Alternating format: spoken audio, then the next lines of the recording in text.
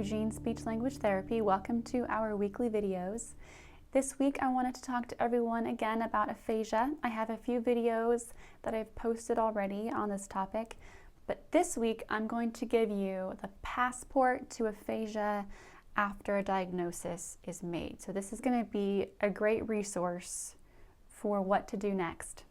So getting the diagnosis of aphasia can be really hard. You can get it after acquiring a stroke or a brain injury or a progressive disease. So what I'm going to give you is the different types of aphasia, an Aphasia ID, personalized low-tech communication boards, high-tech communication options, and additional aphasia resources. All the things that I'm going to show you today, I've found over the past few years to be great resources in helping someone to communicate who has aphasia. So first off are the different kinds of aphasia. The different types of aphasia are global aphasia, mixed transcortical aphasia, Broca's aphasia, transcortical motor aphasia, Wernicke's aphasia, transcortical sensory aphasia, conduction aphasia, anomic aphasia, mixed non-fluent aphasia, and primary progressive aphasia. So as you can see, there are a lot of different types of aphasia that you can have, and that's why it's so important to work with a professional who can diagnose your loved one and work with them on exactly what it is that they need. I'm going to give you some examples that show the differences these aphasias have. These are going to be kind of the most common aphasias that you'll see or hear about. Broca's aphasia. Broca's aphasia is considered a non-fluent aphasia. The speech output is limited, but there's better comprehension of what's being said. Wernicke's aphasia is the opposite. It's considered fluent, so the speech output is more, but what's being said is less understood. There's a difficulty with comprehension. Global aphasia is a severe difficulty in both of those areas. There's no or limited speech output, and there's limited comprehension. The primary progressive aphasia is associated with dementia, and it is essentially an aphasia where it's difficult to communicate and understand, and it progresses and gets worse. So those are just a few of the aphasias, just to give you an idea of the variety that there is and kind of what goes into treating someone with aphasia. It's very individualized and specialized, depending on who we're working with. All right, next up, I wanted to show you the Aphasia ID. When people have difficulty expressing themselves in the community, that can become a barrier to participation, being active, and it can sometimes get you into tough situations. So I'm going to show you the Aphasia ID card, and what this does is it lets you put your name, your contact information, and different ways that help people to communicate with you. This is an example of an Aphasia ID card that I created. What it does is it gives you the opportunity to input your information. And what I really like are these check boxes where you can include ways to communicate more effectively with the individual. Gives you an emergency contact in case someone's in trouble and they need to have someone called, and you basically print it and fold it and keep it in your wallet. And I'll give you a link to this. When someone has aphasia and their output is affected, meaning they're unable to say what it is that they want to say, a lot of the time a visual communication board is used. There are a lot of options out there in terms of what you can purchase. Most of them are pre-printed, so it just gives you preset messages that you can point to. There are some free options online, and there are also expensive software that you can purchase.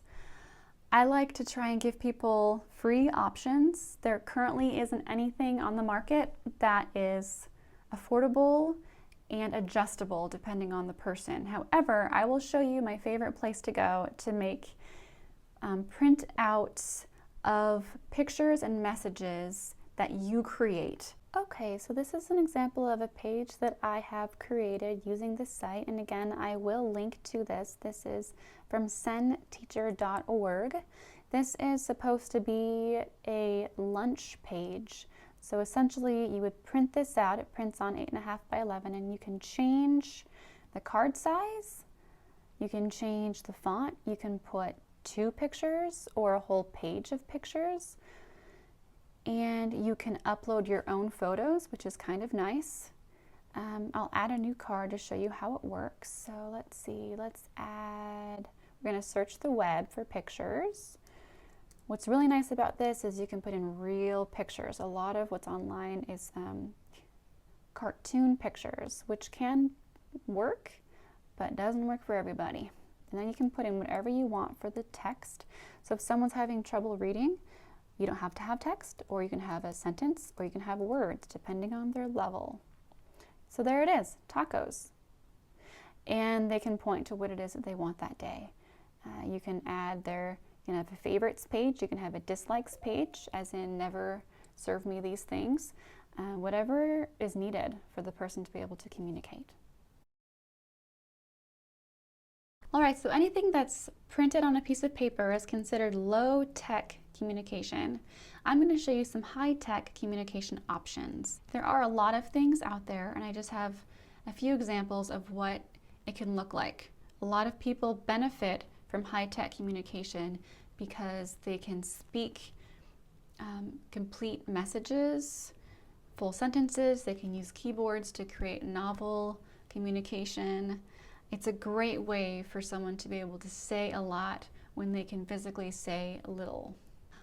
Okay, so this is considered a high-tech communication device. I currently have the software on my iPad, but individuals will receive their own device that can be mobile with them or stationary. The screens can be large to help with visual deficits, and you can have key guards to help with difficulty with fine motor skills. So what we have here is a topic page. Now there are sub-pages. This is a general page for snacks. I'll show you what it sounds like. Can I get a snack? What do we have?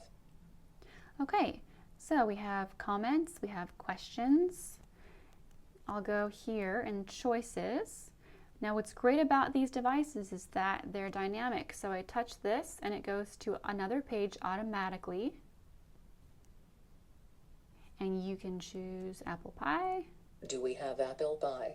And it creates an entire novel sentence for someone to say. There's a keyboard that has predictive text. There are quick phrases, so you can quickly get to something important. Pie. No. So that's an example. You can change the voice, you can change how people access it, you can change how many buttons, you can upload your own photos, you can change pretty much everything on this one. Okay, next is a cheaper option. This is called Sounding Board. It's much more simple than what you just saw, but it can be very nice, and some people benefit from more simple means of communication. So you have different topics. I want to watch TV. What's interesting about this one is you can upload your own photos or use pictures, but it uses your recorded voice. Yes. So you're able to input a real voice if you prefer that. And last, I will link some resources for you for the National Aphasia Association, the American Stroke Association, and some informational pages from the American Speech and Hearing Association, which has information on aphasia. Everything will be linked that I've referenced today, and I'll try and link my past videos as well. This is by far not comprehensive. There's so many more things to talk about for aphasia therapy, and I will in the future be posting about that. So I really hope this helps you. It's a difficult situation to be experiencing aphasia and to be a family member of someone who has aphasia. So reach out to your local speech therapist to get some help, and I'll see you next week. Thank you.